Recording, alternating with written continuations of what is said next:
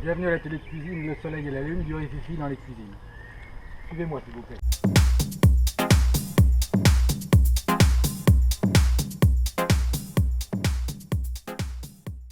Bonjour à tous et bienvenue dans la télé de cuisine du riz-fifi dans les cuisines, qui fait partie de la chambre d'hôte et de la table d'hôte, le soleil et la lune.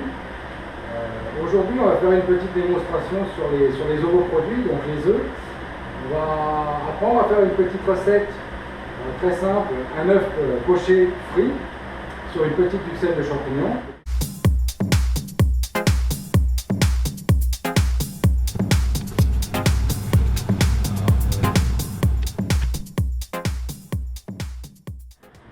Donc les champignons, la duxelle de champignons, le principal à savoir, c'est qu'il ne faut surtout pas prendre les alvéoles qui sont situées sous le champignon.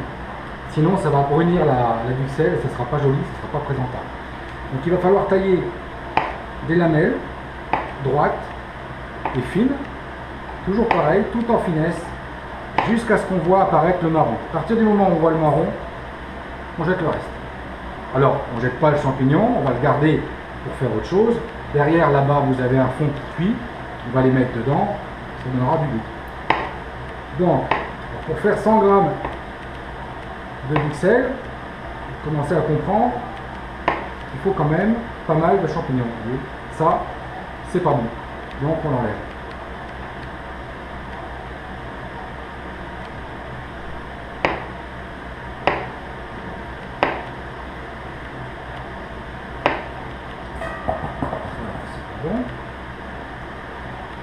C'est petit ou double. Vous avez certains champignons qui n'ont pas beaucoup de lamelles, puis vous en avez d'autres. Alors, s'il n'y a que ça, c'est pas grave. Ça, on peut le laisser.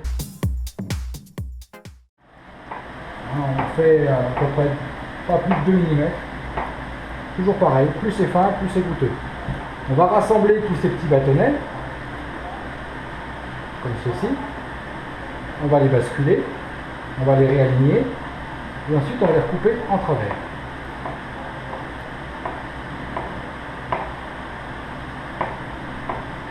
En faisant attention à ses doigts.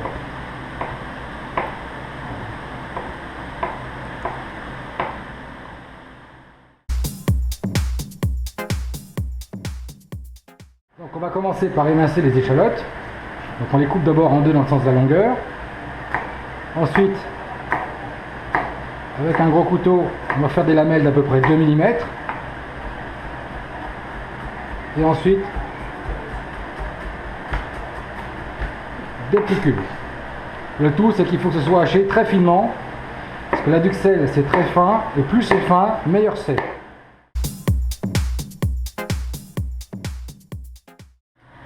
Juste une noix de beurre, on prend un petit couteau. Une noix de beurre. Que la duxelle reste aussi blanche que possible, donc il faut qu'on continue. Donc on va déjà faire fondre notre beurre.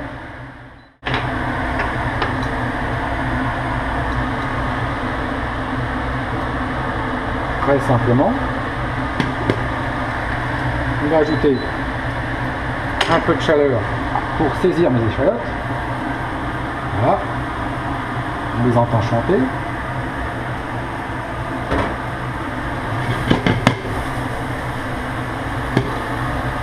Voilà. On les fait suer très rapidement. On remue bien. On n'hésite pas à décoller sa casserole du feu et à la poser. On peut la sortir du feu, en laisser un coin au contact. Comme ça, on a une base qui reste bien chaude sur la plaque. Et puis, on a une partie de la casserole qui est un peu plus fraîche. Et donc, ça peut nous permettre de jouer justement avec la surface de la casserole et la température différente de chaque partie de la casserole pour faire en sorte que ça ne brûle pas. Une fois que ça c'est fait,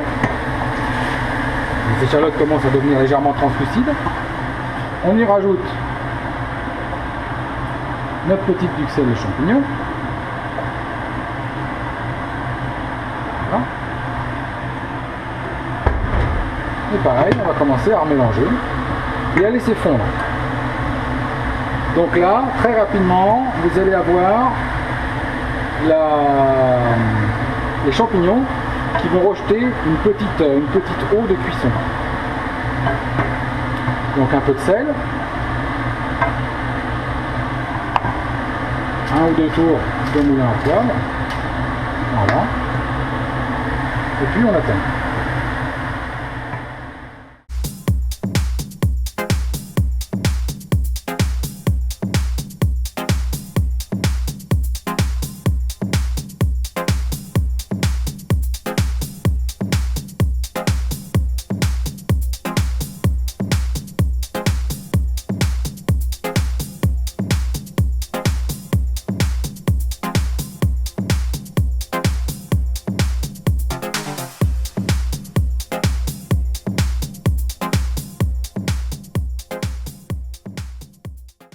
On va mettre nos œufs à cuire mollet. Donc on les plonge dans l'eau, délicatement, l'eau bouillante.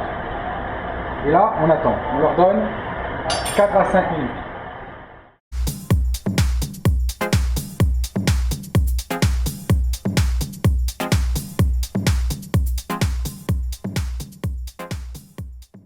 Les œufs mollets. Donc une panure à l'anglaise, c'est quoi? Ben, à la base, c'est un peu de farine qui va nous permettre de faire une couche d'accroche sur l'aliment. C'est un œuf avec une goutte d'huile, type Isio 4, et ensuite de la chapelure. Alors la chapelure, ce qui est intéressant dans la chapelure, c'est un côté croustillant. Donc on va pas mettre que de la chapelure, on va mettre un peu de chapelure certes, mais pour donner du goût, on va rajouter des graines de sésame, voilà, qui vont donner un bon petit goût quand on va mordre dedans. Et afin de rajouter un peu de croustillant, parce que c'est avant tout ça qu'on recherche en cuisine, on prend quelques cornflakes, on les pile légèrement. Comme ça on a de la matière, du goût et du croquant. C'est vraiment ce qui fait le petit secret des recettes réussies, c'est la combinaison de ces trois éléments là. Voilà, une fois que c'est à peu près bien moulu, on mélange. Après ça, c'est pas figé, c'est pas figé. La cuisine, elle est ce que vous en faites. Voilà, on a une petite chapelure là qui devrait être sympathique. Vous pouvez rajouter aussi de l'ail en semoule, vous pouvez rajouter de l'origan séché. La panure, elle est ce que vous en faites après. Donc on va prendre une fourchette, on va fouetter notre œuf de manière à ce qu'il n'y ait plus ni blanc ni jaune, mais quelque chose qui soit bien homogène.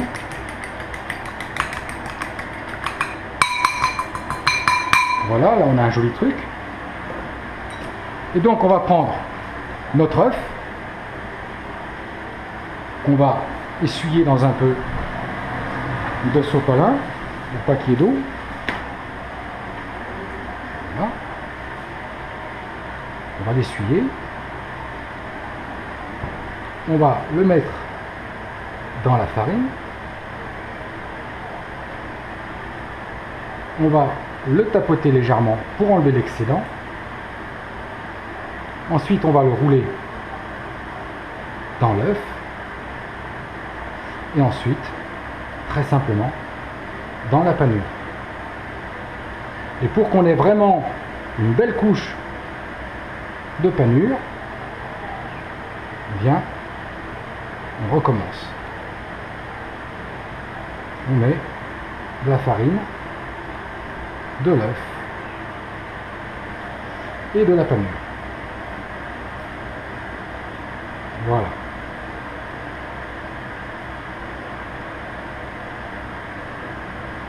Et là, notre œuf, il est prêt à passer au bain d'huile bouillant. Et on va faire pareil pour le second.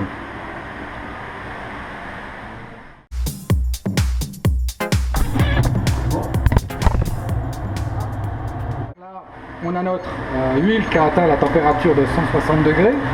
Donc c'est très bien. On peut retirer la sonde et on va mettre notre œuf à frire. Ça va très vite, on compte une trentaine de secondes. Voilà, nos 30 secondes sont écoulées. On retire notre œuf du bain, on le met sur un petit sopalin, on retire la casserole du feu.